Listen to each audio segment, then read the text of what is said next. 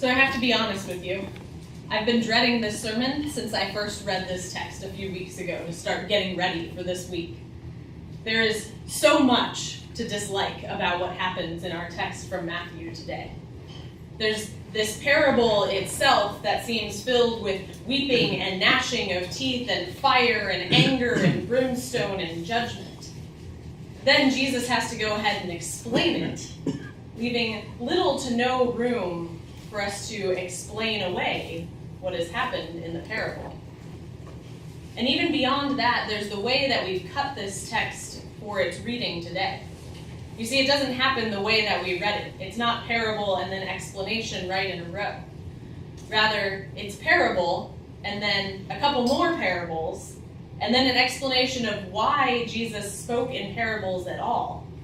And then finally, he and his disciples withdraw from the crowd, and only then do they ask for him to explain the parable of the weeds, as they call it. This parable, like our parable from last week about the sower, is one that lends itself easily to us saying, well, we know who we are, and we know who everyone else is, and we're good. Obviously, we're the wheat, and those other people that we don't like, they're the weeds. They're the ones who will be torn up and burnt up.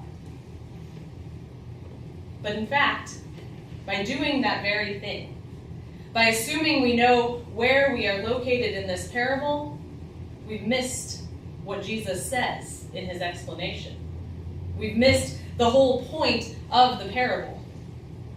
For when Jesus explains the parable to his disciples, he tells them that the landowner is the Son of Man, and the servants are the servants of the Son of Man, and those who come to reap the harvest are the angels. In the parable, you may remember, the landowner told his servants, "Don't bother the field. Let the weeds and the wheat grow up together, and then, when it's time to harvest them, they'll be easier to separate." He says if we rip them up right now, we may rip up the wheat right along with the weeds and do more damage than good for this harvest. So if Jesus is the landowner, then he is telling his servants, don't worry about ripping up the evil things in this world. For very often, when you try to judge between the evil and the good, they all kind of blend together, and in trying to rip out the evil, you may very well take what is good right along with it and destroy the harvest in the process.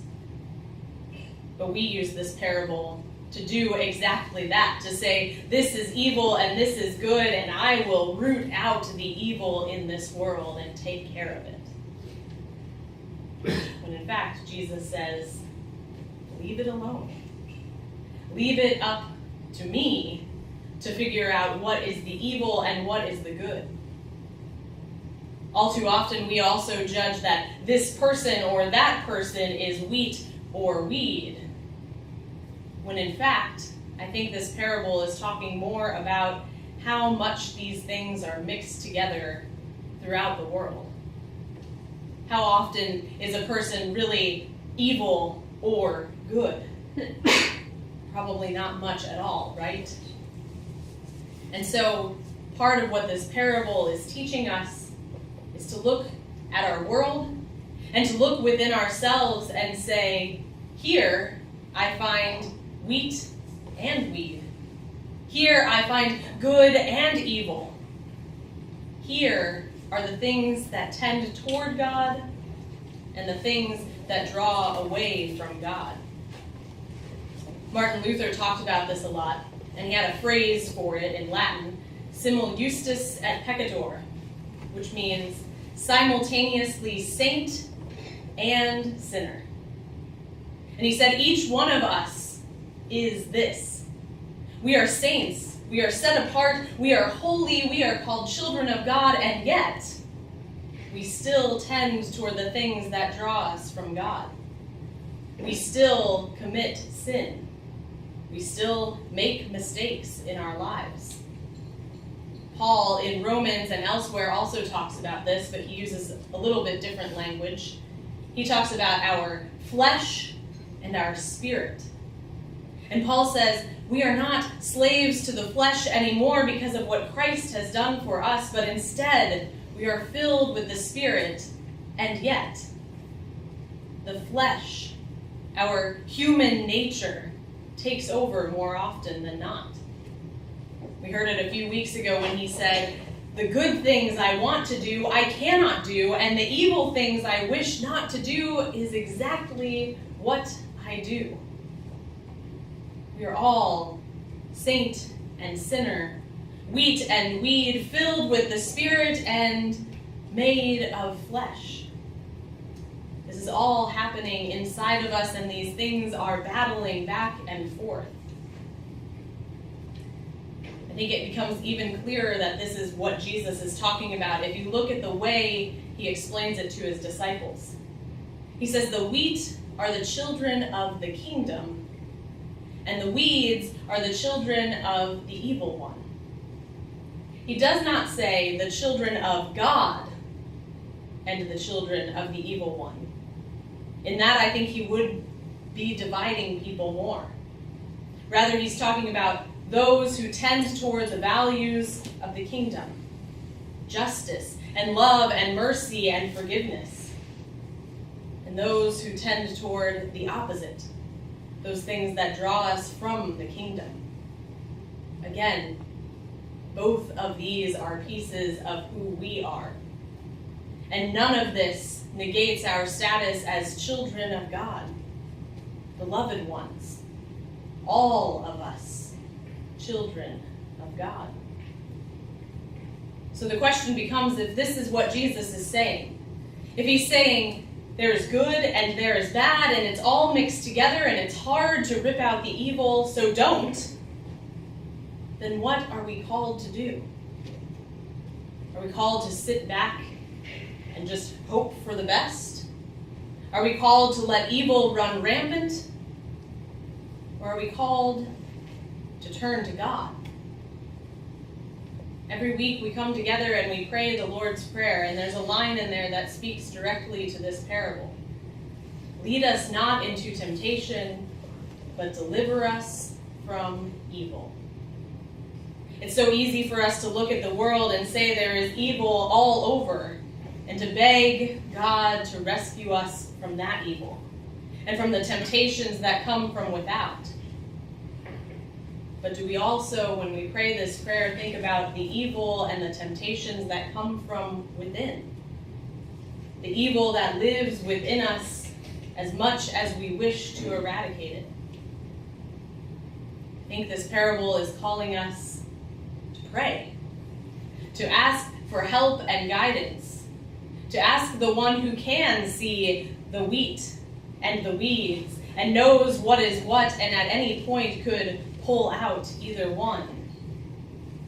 Ask the one who made us all to help us tend toward the good, to help us be more often children of the kingdom, more often wheat, more often filled with the Spirit, and less often those other things. And if that is what this parable is talking about, then this is a parable not of fire and brimstone and anger and judgment, so much as it is a parable of promise. A parable about who we are and the reality of the world in which we live, and the promise of what God is already at work doing. For God already knows the wheat from the weeds. God already knows the good from the evil. God sees in us and in the world all of these things. And God has already done the thing that defeats the power of evil, that defeats the power of sin and death over our lives. For Christ has come, Christ has died, Christ is risen, and Christ will come again. And so this parable invites us to hope. It invites us to hope that does not disappoint, for we worship a God who fulfills promises, who does what God promises to do. This parable invites us to the hope that Paul talks about, the hope of new life, the hope of a new way, the hope of the kingdom coming and us all being invited to be a part of it. For this parable is not about some people being thrown into the fire and others being gathered into the kingdom. But rather, this parable is about God coming and taking all of those things in this world that draw us from God, throwing them into the fire, and bringing us as a new creation into the kingdom. Maybe as we wait in hope and anticipation of that day, as we say, as we did in our hymn, "Come quickly, Lord, and make it so."